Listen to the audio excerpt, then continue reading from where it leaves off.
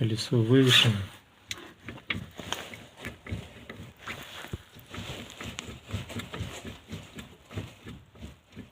Видно, как шар выходит.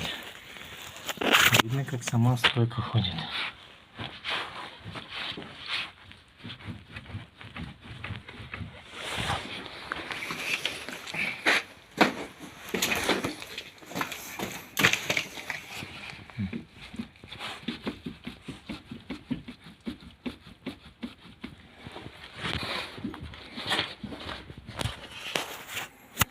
Если вот так поставить, можно наблюдать